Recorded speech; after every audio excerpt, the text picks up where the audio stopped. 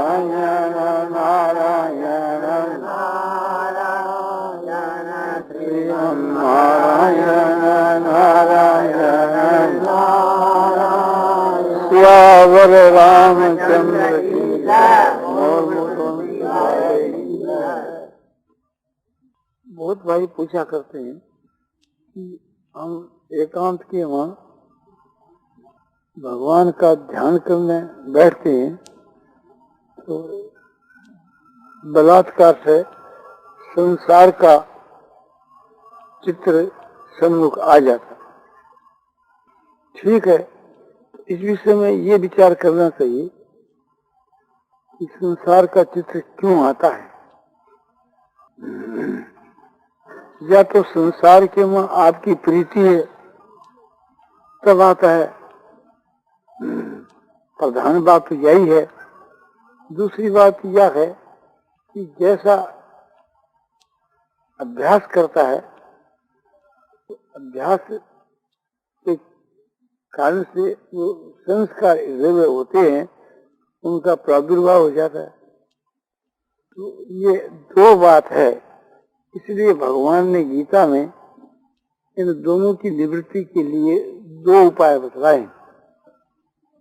अर्जुन ने भगवान से प्रश्न किया था कि प्रभु आपने जो योग की बात कही, ज्ञान योग की, ध्यान योग की, भक्ति योग की, ये सब बात आपने बहुत ही अच्छी कही, किंतु मन के चंचल होने के कारण से उसकी मैं स्थिर स्थिति नहीं देखता हूँ और मन अपने बस में नहीं है।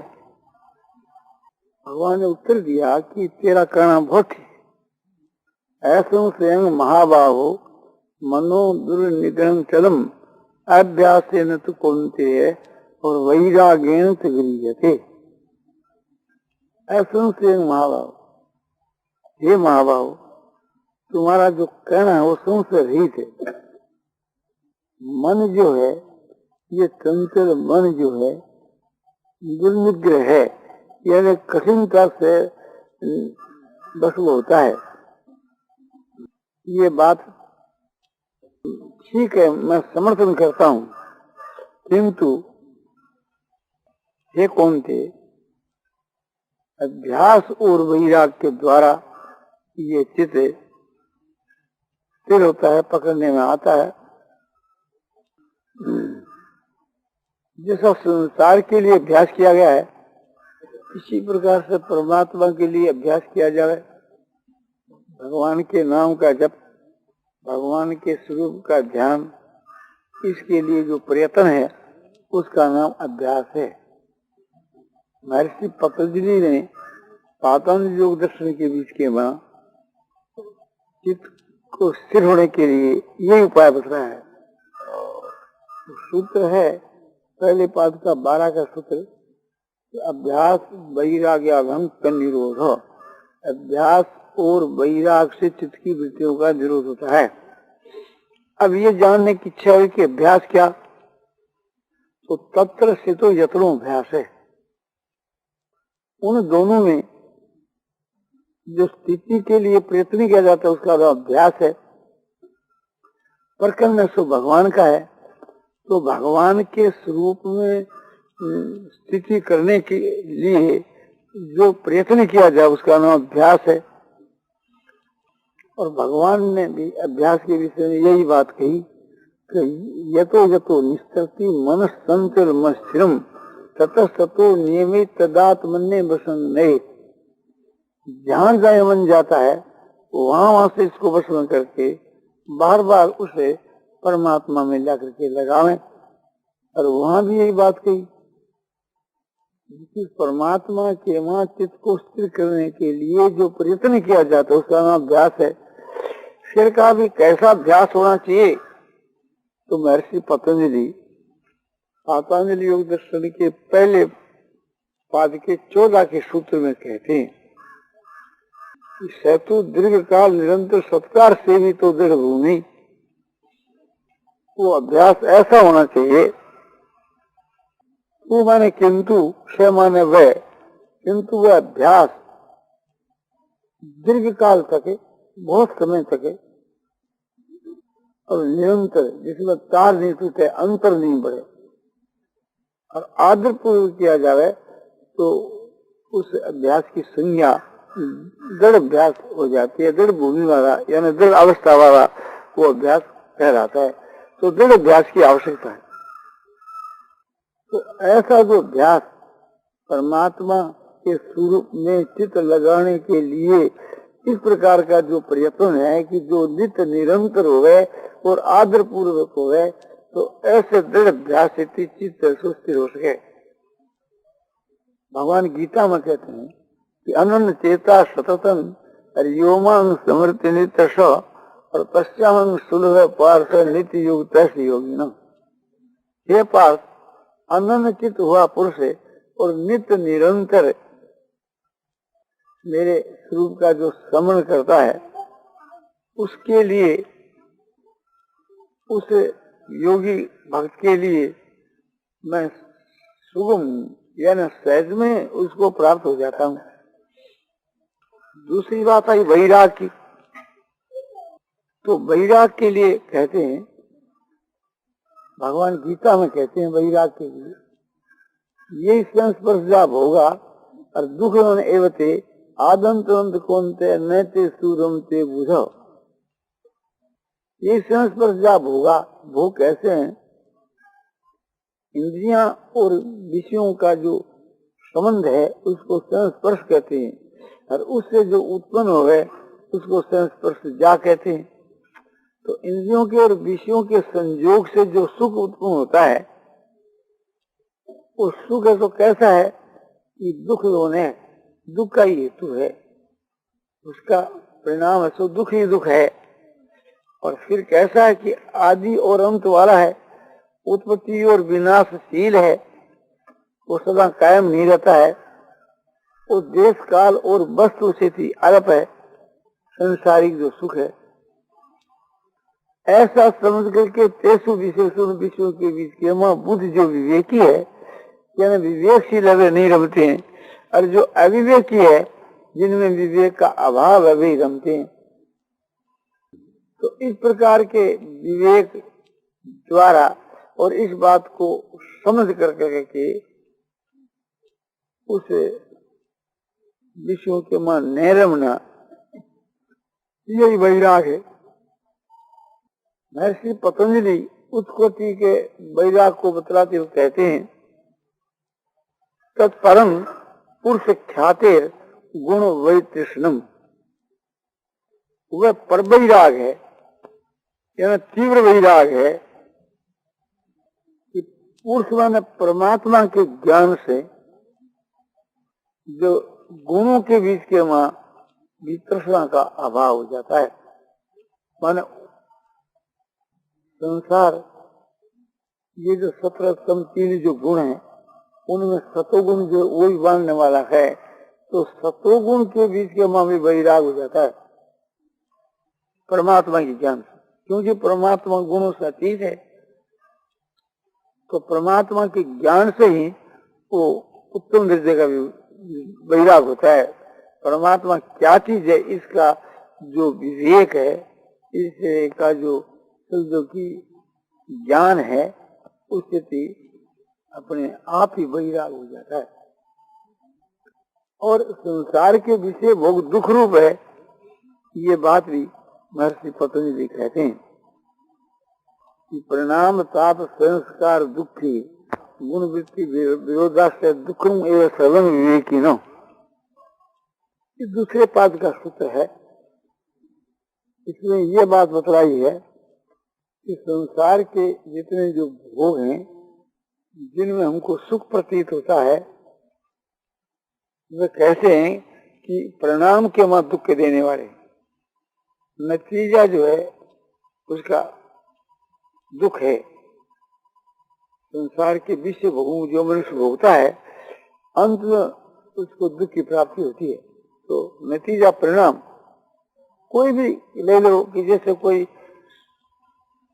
स्वाद के बसीभूत होकर के भोजन अधिक कर जाता है, तो उसका नतीजा आंख के वहां खराब होता है, उसको दुख होता है, पेट भारी होता है, हजम नहीं होता है, अनेक प्रकार के दुख और रोग पैदा होते हैं।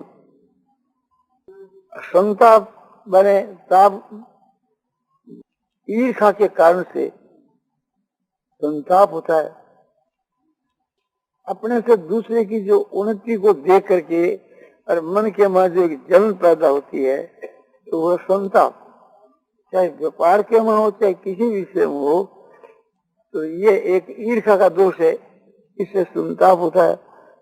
और एक संस्कार, जो सुख भोग चुके हैं उनकी स्मृति होती है, संस्कार होने के कारण। संस्कार स्मृति और एक रूपत्वात्, संस्कार और स्मृति दोनों का एक ही रूप है। जैसे अंतःकरण में संस्कार पढ़ते हैं उसी प्रकार स्मृति होती है, और स्मृति के अनुसार ही फिर समझो कि संस्कार अपने जमते हैं। इसलिए ये दोनों का एक ही रूप है। हमारे नए कर्म के में भी यही बात है कि हमारे हृदय में जो पहले संस्कार जो जमे हुए हैं, वे ही एक प्रकार से नए कर्म कराने के बीच में हेतु होते हैं। माने हृदय के में उनका प्रादुर्भाव हो जाता है, समृद्धि हो जाती है, उसी प्रकार हम कर्म करते हैं।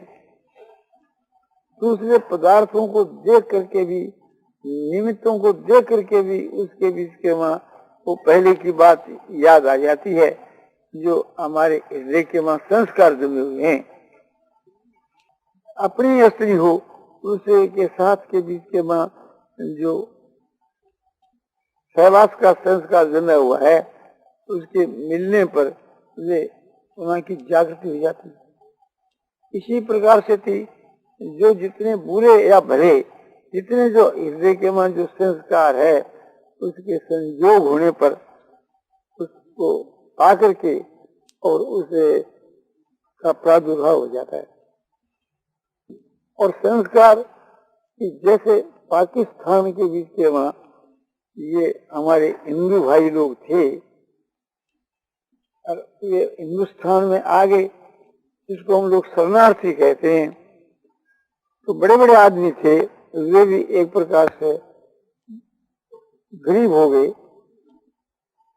उस पहली बात को याद करते हैं कि हम लखपति थे, करोड़पति थे, हमारे ऐसी जगह जमीन थी, हमारे घर की मटर चलती थी, हमारे बहुत से गुमास्ते रहते थे, हम एक दिन लोगों को भिक्षा देते थे, उपकार करते थे। आज हम एक भिक्षा की वृत्ति करके अपना निर्वाह करते हैं। तो पहले जो उन्होंने सुख भोग किया था, उनके संस्कार जो जमे हुए हैं, अब वे भी उनको तकलीफ देने में और सहायक हो गए। ये तो तकलीफ मिलती है, और उस तकलीफ में ये तकलीफ एक और मिलती है। तो संस्कार के कारण भी समझो कि सुख भी हमारे को दुख देने वाला बन जाता है। और गुण वृत्ति विरोधास से 17 स्तंभ गुणों की वृत्तियों का जो परस्पर में जो विरोध है, इससे भी दुख होता है। सत्संग सुन रहे हैं और उस वक्त में सत्संग सुनना है, सात्विक वृत्ति है, और उस समय जो बीच के में आलस आता है, तामसी वृत्ति है, तो वो चाहता है कि आलस न आवे। तो तामसी वृत्ति है वो तो स्वाभाविक है, आलस को बुला रही है।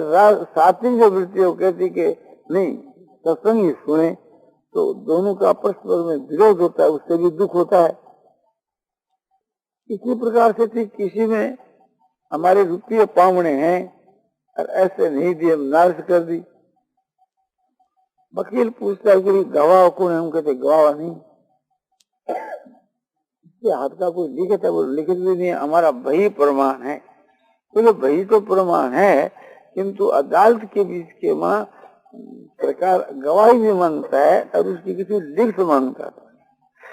बोले ये सब तो नहीं है। बोले नहीं है तो मुकदमा खारिज हो जाएगा, झूठा ही गवाह खड़ा करो। अब उसका मन कहता है कि झूठा गवाह करें तो झूठी बात है, ये तामसी बात है। और हमारे रुपये वास्तव में सात्विक पावने हैं, किंतु गवाह झूठे हैं। एक मन तो ये कहता है कि एक दफा झूठ बोल दो, फिर भविष्य के मां कभी काम पड़ेगा तो पक्का काम करके रुपया देंगे।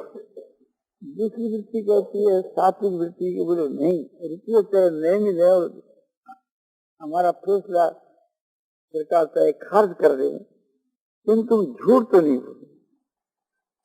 तो इसकी परस्पर में लड़ाई होती कि क्या करें, झूठ बोले कि नहीं बोले, बोले कि नहीं बोले। तो इस द्वंद्व से दुख होता है। तो कहते हैं कि विवेकी की दृष्टि के वहां दुख है, वो तो दुख है ही, किंतु जिनको हम लोग सुख समझते हैं वो भी दुख ही है। इसलिए विवेकी की दृष्टि के बीच में तो दुख ही दुख है, माने विचारवान की दृष्टि के बीच में। और मूर्ख की दृष्टि के बीच के वहां जो है, किसी में सुख किसी में दुख की कल्पना कर रखी है। मन के अनुकूल के वहां सुख है और मन के प्रतिकूल के वहां दुख है। इसका ये उत्तर है कि संसार जैसे दुख रूप है। तो दो हेतु विधे, एक तो अभ्यास और दूसरा मिला के विषयों में आसक्ति। तो आसक्ति के दूर करने के लिए तो भगवान ने कहा कि वैराग करना चाहिए, राग का अभाव वैराग। और जो मुहावरा पड़ गया है उस मुहावरे को दूसरे मुहावरे से काटना चाहिए।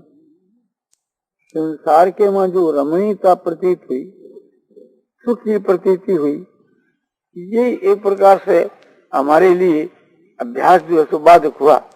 इसको दूर करने के लिए जो भगवान का जो निर्गुण निराकार का सच्चिदानंद घन जो स्वरूप है उसका अभ्यास करना चाहिए, या भगवान जो सगुण साकार अवतार लेते हैं, भगवान श्री राम, श्री कृष्ण, श्री विष्णु, श्री शिव, जिसका जो इष्ट है वो अपने इष्ट देव के स्वरूप का, नाम का, स्वरूप का अभ्यास करना चाहिए।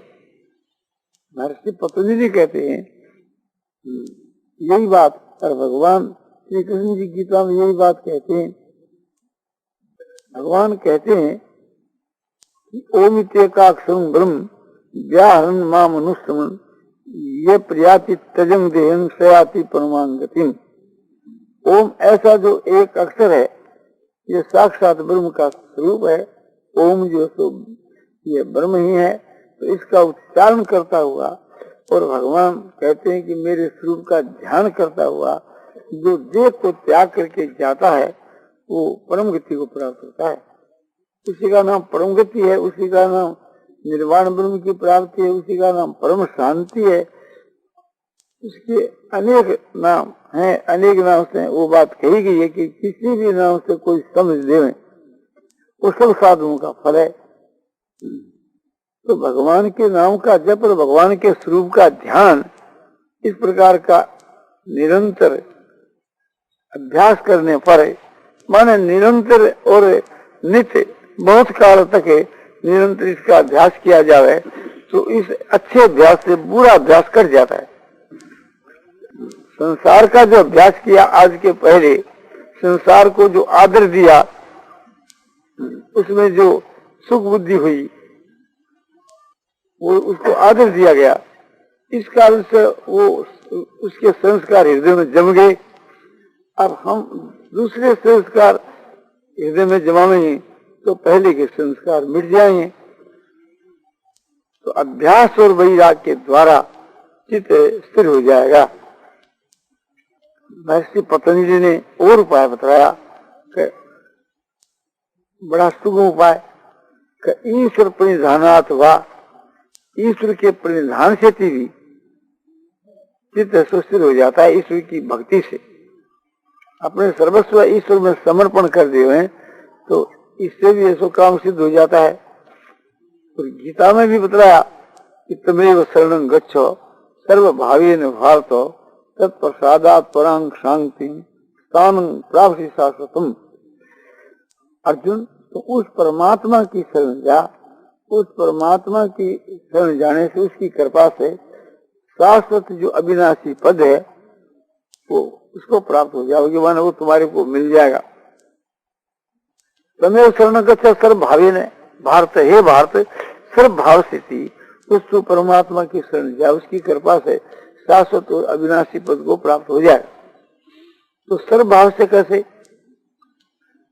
कि प्रभु हमारे सब कुछ, तुमेव माता च पिता तुमेव, तुमेव बंधुश्च सखा तुमेव, तुमेव विद्या द्रविणं तुमेव सर्वं मम देव देव। हे देव देव, आप हमारे माता हो, पिता हो, भाई हो, बंधु हो, सखा हो, धन हो, विद्या हो, और भी जो कुछ बच गया वो सर्वस्व आप ही हो।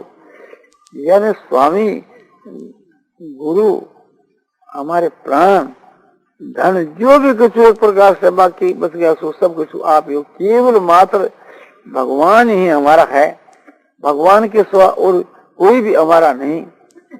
तो इस प्रकार से थी भगवान के साथ में समझ करके सब प्रकार का संबंध, सभी भगवान, और भगवान ही हमारा, हमारे परम हितैषी हैं।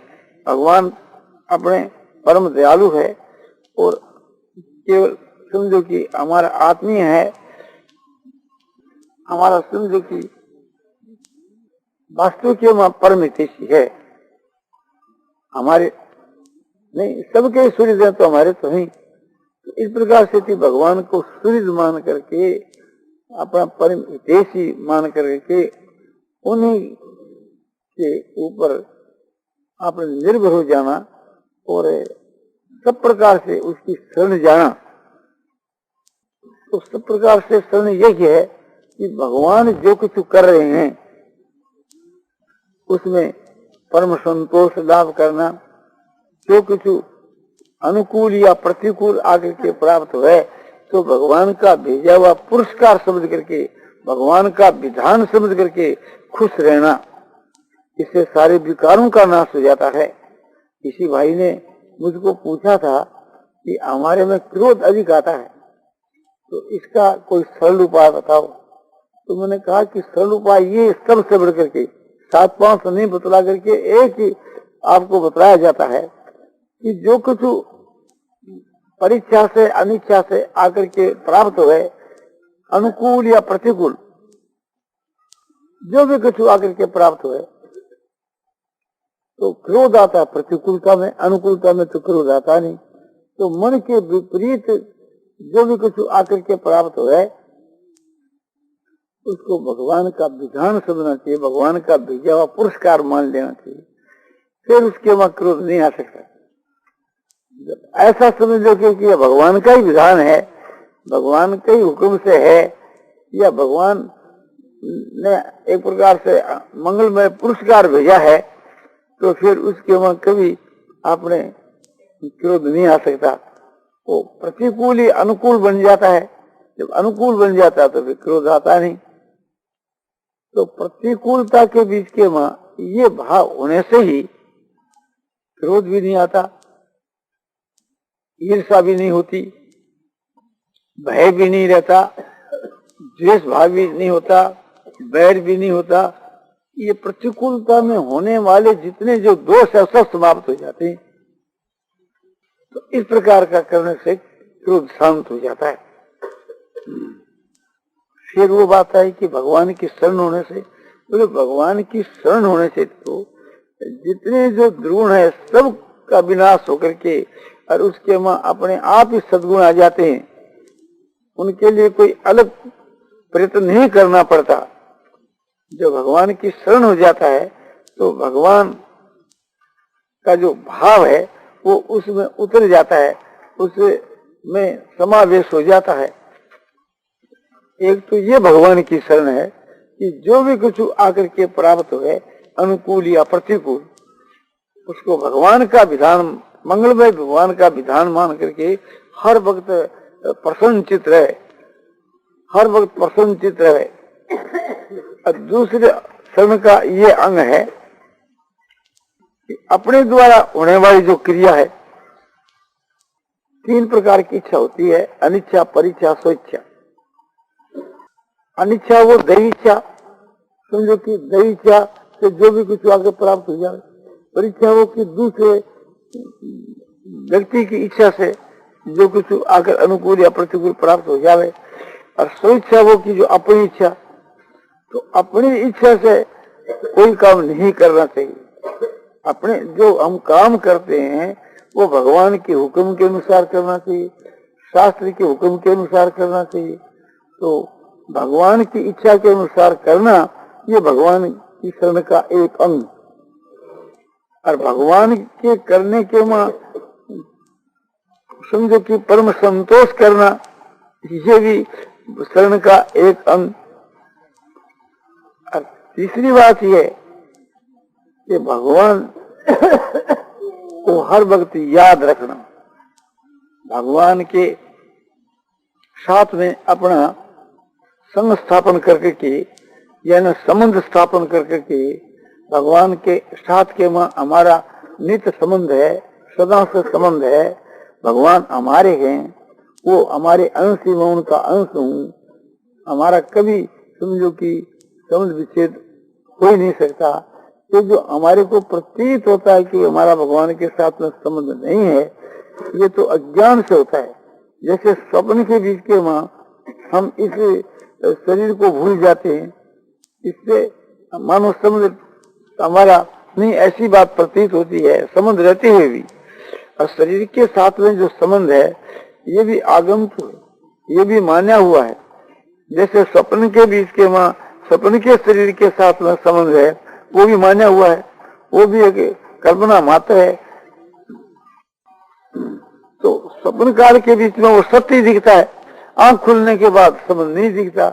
इसी प्रकार से जागृत काल के बीच में, अज्ञान अवस्था के बीच के मां इस शरीर से संबंध सत्य सा दिखता है, किंतु जब इसको ज्ञान हो जाता है तब यह संबंध कायम नहीं रहता। जैसे स्वप्न से जागने के बाद सपने के शरीर के साथ में संबंध ऐसा नहीं दिखता, संबंध का एकदम संबंध विच्छेद हो जाता है। इसी प्रकार से ज्ञान होने के उत्तर काल के मां इस संसार के साथ में भी संबंध नहीं रहता, संबंध विच्छेद हो जाता है। तो ये संबंध भी एक प्रकार से माना हुआ है। किंतु जागृत और सपने की जो अलग अलग अवस्था है उसकी अपेक्षा बतलाया जाता है कि सपने के बीच के मां जो हमारा संबंध है वो जागृत के बाद नहीं रहता, और जागृत के मां जिस शरीर से संबंध है वो सपने के शरीर के मां जब संबंध हो जाता है तो इसको भूल जाते, नहीं रहता। वास्तव में दोनों ही एक प्रकार से माने हुए संबंध है, और एक अवस्था में रहता है, दूसरी अवस्था में नहीं रहता। और ज्ञान होने के उत्तर काल के मां सभी अवस्थाओं के मां संबंध विच्छेद हो जाता है। तो इसलिए हम लोगों को वास्तु के बीच के मां ज्ञान के लिए चेष्टा करनी चाहिए।